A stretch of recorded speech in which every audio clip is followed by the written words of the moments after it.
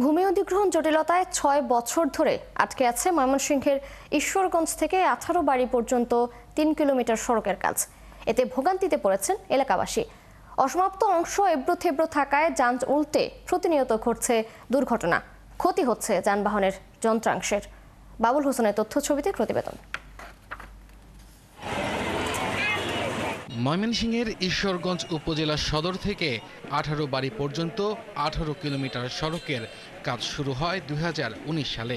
প্রায় ৫ বছর আগে সড়কটির কাজ শেষ হওয়ার কথা থাকলেও জমি অধিগ্রহণ জটিলতায় আটকে আছে ৩ কিলোমিটারের কাজ। এলাকাবাসী জানান, অধিগ্রহণের টাকা না পেয়ে ভূমি মালিকরা জমি ছাড়তে না চাওয়ায় আটকে আছে নির্মাণ কাজ।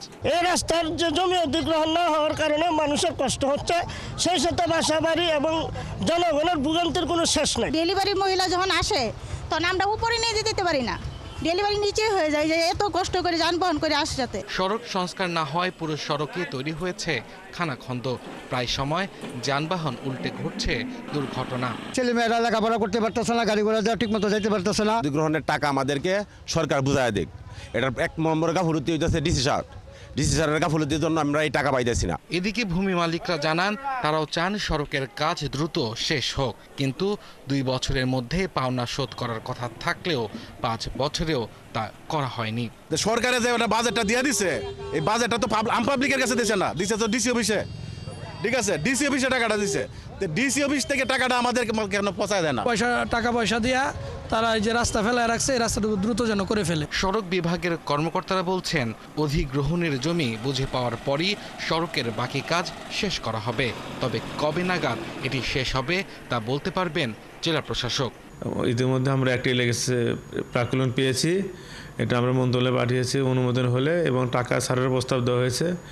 টাকার ছাড় দিলে আমরা জেলা প্রশাসক মহোদয়কে আমরা অর্থ দিলে তারা এখন ৮ ধারা নোটিশ দিলে কাজটা করা যাবে। উপজেলা নির্বাহী কর্মকর্তা জানান, সমস্যা সমাধানের উদ্যোগ নেওয়া হচ্ছে, দ্রুতই সড়কের কাজ শুরু করা হবে। একটা বরাদ্দ আসছে, হ্যাঁ, আর ২টা বরাদ্দ আসে নাই। ওই অধিগ্রহণের ক্ষেত্রে সমাধান হলে ওই অধিগ্রহণের টাকা পায়নি অনেকে, এর জন্য কাজটা বন্ধ আছে। ময়মনসিংহের ঈশ্বরগঞ্জ উপজেলার এই সড়কটির উন্নয়ন ব্যয় ধরা হয়েছিল ২৬০ কোটি টাকা। নির্মাণ কাজ ২০২২ সালের মাঝামাঝিতে শেষ করার কথা ছিল। আব্দুল আল মামুন, ৭১। দর্শক, এ বিষয়ে বিস্তারিত জানাতে ময়মনসিংহ থেকে যুক্ত হচ্ছেন সহকর্মী বাবুল হোসেন। বাবুল, ৬ বছর তো পার হয়ে গিয়েছে, কিন্তু কাজ এখনো কেন শেষ হয়নি? কি বলছেন এ ব্যাপারে ঠিকাদার সহ সংশ্লিষ্টরা?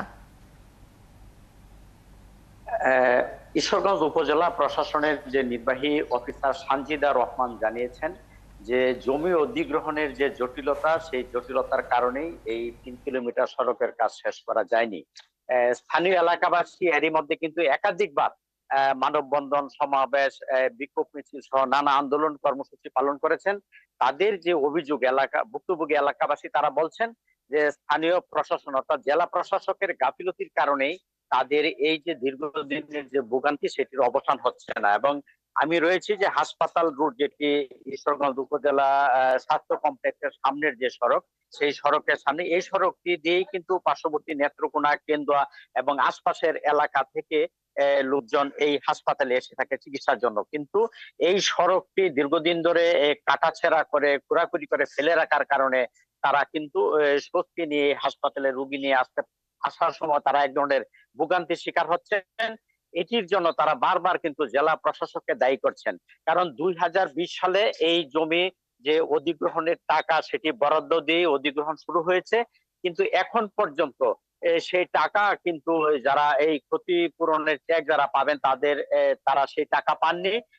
যেটি স্থানীয় জনগণ, এলাকাবাসী বলছেন যে ২ বছরের মধ্যেই কিন্তু তাদের সেই টাকা পাওয়ার কথা, কিন্তু সেটি ৫ বছর অতিবাহিত হওয়ার পরেও কিন্তু তারা সেই ক্ষতিপূরণের টাকা পাননি।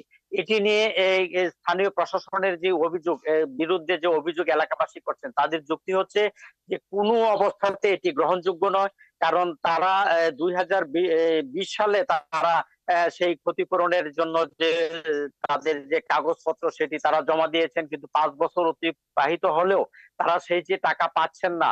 এই যে এই স্থানীয় যে ভূমি হুকুম দখল অফিস, যেটি আমরা এলইও কেস যেখান থেকে নিষ্পত্তি করা হয়, সেখানে তাদের জমির মালিকানার কাগজপত্র সমস্ত কিছু সেখানে জমা দেওয়ার পরে দীর্ঘসূত্রতার কারণে যে তারা টাকা পাননি, সেটি কোনোভাবেই তারা বলছেন যে এটি গ্রহণযোগ্য নয়। কারণ সেটি যে বরাদ্দ দিয়ে, সরকার থেকে বরাদ্দ দিয়ে কিন্তু জমি অধিগ্রহণ করা হয়েছে, যেটি সড়ক কর্তৃপক্ষ বলছেন যে বরাদ্দের টাকা সেটি জমা দেওয়া হয়েছে। বরাদ্দের টাকা যখন যারা ক্ষতিপূরণ যারা পাবেন, যাদের জমি অধিগ্রহণ করা হয়েছে, তাদের টাকা বুঝিয়ে দেওয়ার পরেই কিন্তু আসলে সেই কাজ শুরু হবে। এবং এলাকাবাসী সেই টাকা, ক্ষতিপূরণের টাকা না পাওয়ার কারণে তারা বাধা দিয়ে কাজটিকে বন্ধ করে রেখেছেন। এবং এর কারণেই কিন্তু সেই যে 2020 সাল থেকে এখন পর্যন্ত কিন্তু মানুষ এই এলাকার যারা এই হাসপাতালের দিকে আসছেন বা এই সড়কটি ঈশ্বরগঞ্জ থেকে 18 বাড়ি সড়কে যারা যাতায়াত করেন, তাদেরকে ভোগান্তির কবলে পড়তে হচ্ছে। তবে এলাকাবাসী বলছেন যে বাবুল, ধন্যবাদ আপনাকে, আপনি সঙ্গে থাকবেন।